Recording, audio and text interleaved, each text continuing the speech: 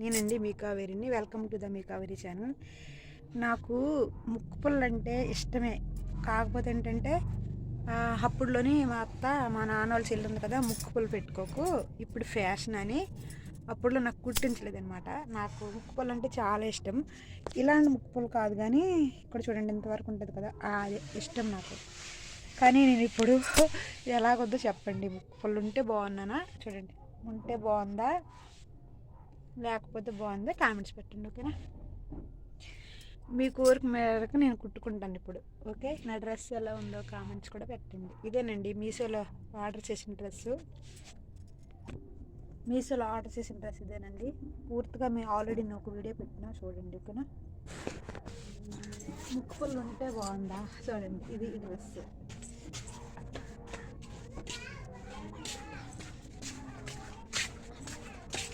కనబడుతుందా? కనబడదు. మీది అడ్డు పెట్టి తీసిన కిందనే, నిలువుగా కాదు, అడ్డిది, అందుకే మీకు అంత లెంత్ కనబడదు. ఇప్పుడు హాఫ్గా చేసిన ఎలా ఉందో. ముక్కు పుల్ల ఉంటే బాగుందా లేకపోతే బాగుందా కామెంట్స్ పెట్టండి. ఒకవేళ ఉంటే బాగుందంటే నేను మాత్రం ముక్కు పుల్ల కుట్టుకుంటాను, కానీ ఇలా కాదు, కాడలాగా. చెప్పండి. మళ్ళీ ఒక ట్రిక్స్ ఏంటంటే, ఇప్పుడే మీ ఆధీనంలో చాలామంది కావేరి బొట్టు పెట్టుకో, కావేరి బొట్టు పెట్టుకో అంటున్నారు. బొట్టు పెట్టుకోవాలి పెట్టుకోకూడదని బైబిల్లో ఏమీ లేదు. కాకపోతే మాకు ఒక సెంటిమెంటల్ అంటే కాదు, కానీ ఉంది నా దగ్గర ఆల్రెడీ. సింధూరం ఉంది, బొట్లు ప్యాకెట్స్ ఉన్నాయి, బోల్డ్ ఉన్నాయి, తిలకం ఉంది, అన్నీ ఉన్నాయి. కానీ మా అక్క స్వయంగా మా సొంత అక్క మా చెప్పింది, నువ్వు పెట్టుకో బొట్టు అని. నేను పెట్టుకున్నాను ఆ మధ్యన, బొట్టు పెట్టుకున్నా, తిలకం పెట్టుకునేది, అన్నీ పెట్టుకునేది. ఇలాగా ఇలా పెట్టుకునేదాన్ని, కూడా పెట్టుకునేదాన్ని.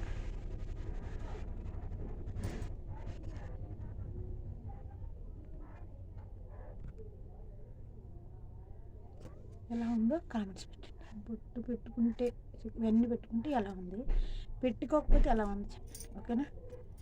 దీంట్లో ఇదేంటి లేదండి, అంటే యేసుప్రభుని నమ్ముకున్నా కాబట్టి బొట్టు పెట్టుకోదు అని ఏం లేదు.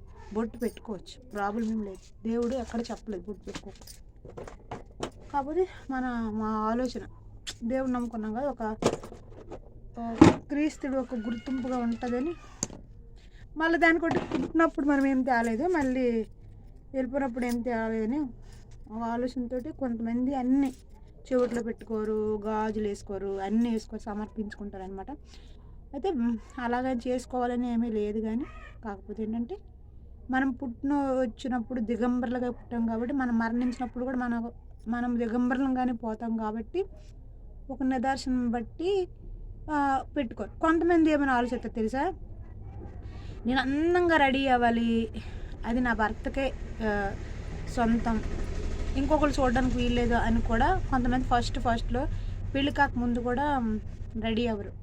పెళ్ళైన తర్వాత సచిన వయసు వచ్చిన తర్వాత వాళ్ళు ఒక నిర్ణయం తీసుకుంటారు, గాజులు వేసుకోవాలి, బొట్టు పెట్టుకోవాలి, అదేంటి చెవిట్లో పెట్టుకోవాలి, ఇవన్నీ అని మెడలో వేసుకోవాలని. కానీ బొట్టు పెట్టుకోరు, అంటే నిదర్శనం. దేవుడు మనం నమ్ముకున్నాం కదా, దేవుడు నమ్ముకున్నామని మనకి అందరికీ ఒక ఐడెంటిఫై కోసం అన్న. నేను గాజులు వేసుకున్నా, బొట్టు పెట్టుకున్నా, నేను పెట్టుకున్నా, అన్నీ వేసుకున్నా. ఎలా ఉందో కామెంట్స్ అయితే పెట్టండి, ఓకేనా? పెట్టండి, కామెంట్స్ పెట్టండి. అదేనమాట. కొంతమంది అంటారు, ఏమి దేవుడు నమ్ముకున్న దేవుడు యేసయ్య బొట్టు పెట్టుకోవద్దు అన్నాడా, గాజులు వేసుకోవద్దు అన్నాడా, ఏటి మెడలో వేసుకోవద్దు అన్నాడా, చేతిలో వేసుకోవద్దు అన్నాడా, ఎందుకు అలాగా మూడు చచ్చిన ముండలాగా తెల్ల బట్టలు వేసుకుని అంటే, తెల్ల అనేది పావురానికి గుర్తింపు అనమాట. తండ్రి యొక్క ఆత్మ తెల్లగా అంటే ఎటువంటి మలినము, కఠినము, కాటన్నీ ఉండదు కాబట్టి పరిశుద్ధతకు సంబంధించింది వైట్ అనమాట. ఇప్పుడు చాలామంది ఓం శాంతి భక్తులు కూడా వైట్ వేస్తున్నారు కదా, ఏముంది వైట్లో, ఏం లేదు. మళ్ళీ ఎందుకు సమర్పించుకుంటారు, ఇవన్నీ బొట్టు తీసేస్తారు, గాజులు తీసేస్తారు, ఇవన్నీ వీటి మీద మీకు క్లారిటీ రావాలని నేను చెప్తున్నాను, ఓకేనా? అంటే దీనికి అర్థం ఏంటంటే, బొట్టు, కాటుక ఇవన్నిట్లోనే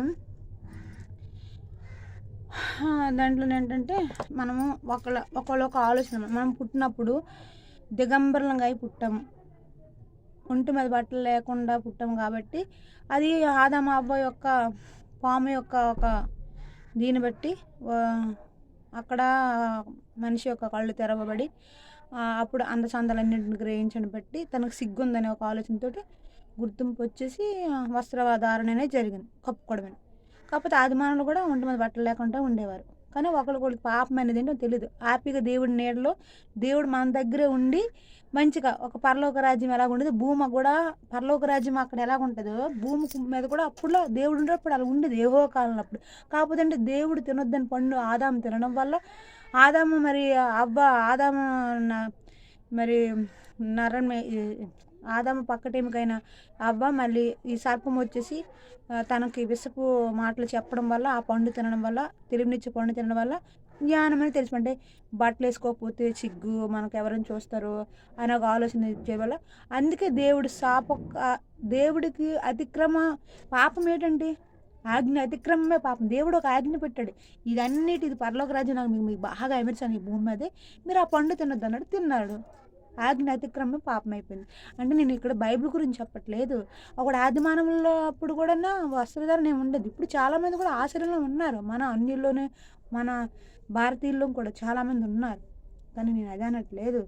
కొంతమంది ఎందుకు యేసుప్రభు నమ్ముకున్న వాళ్ళు బొట్టు పెట్టుకోరు, తిలకం పెట్టుకోరు, అండ్ గాజులు వేసుకోరు, చెవిట్లో పెట్టుకోరు, మెడలోనే తాళ్ళు వేసుకోరు, ఏం వేసుకోరు, మొగుడు చచ్చిన ముండలాగా ఉంటారని అంటే ఇప్పుడు చాలామంది అన్యులను కూడా భర్త చనిపోయిన కూడా తాళ్ళు వేసుకుంటున్నారు. కానీ ఎందుకు వేసుకుంటున్నారు? నిండుగా కనబడ్డానికి బొట్టు పెట్టుకుంటున్నారు. ఎందుకు కనబడతారు? నిండుగా మనం భర్త ఉండేటప్పుడు ఎలాగ ఉన్నామో భర్త చనిపోయేటప్పుడు కూడా అలాగే ఉందాము, నిండుగా ఉంటున్నారు ఈ రోజుల్లో. తప్పేం కాదండి. కాకపోతే అంటే క్రీస్తువులము దేవుడు అంత మంచి దేవుడు కాబట్టి ఆయన ప్రేమగా మనం ఏమి ఇవ్వలేము కాబట్టి ఒక నిదర్శనంగా బొట్టు లేకపోతే మనం యేసుప్రభు నమ్ముకున్నాము ఒక ఆలోచన అవుతుంది. మరి ఇప్పుడు చాలామంది మీరు అనొచ్చు ముస్లిమ్స్ కూడా తీసేయండి. ముస్లిమ్స్ ఎవరు ఈ తెగ నుంచి వచ్చేవారండి? ఒకప్పుడు యెహోవా కాలంలో వాళ్ళు కూడా ఒక రూపంలో యెహోవాని యేసుప్రభునే నమ్ముతున్నారండి ముస్లిమ్స్ కూడాను. మరి వీళ్ళందరూ చాలా ఉన్నది, ఇంకా ఘట్టాలు బోళ్ళు ఉన్నాయండి, ఇవన్నీ చెప్పుకున్నాం. ఓకేనా? బాయ్. ఎలా ఉందో నాకు కామెంట్ పెట్టండి. ఓకేనా? స్ట్రక్ అయింది.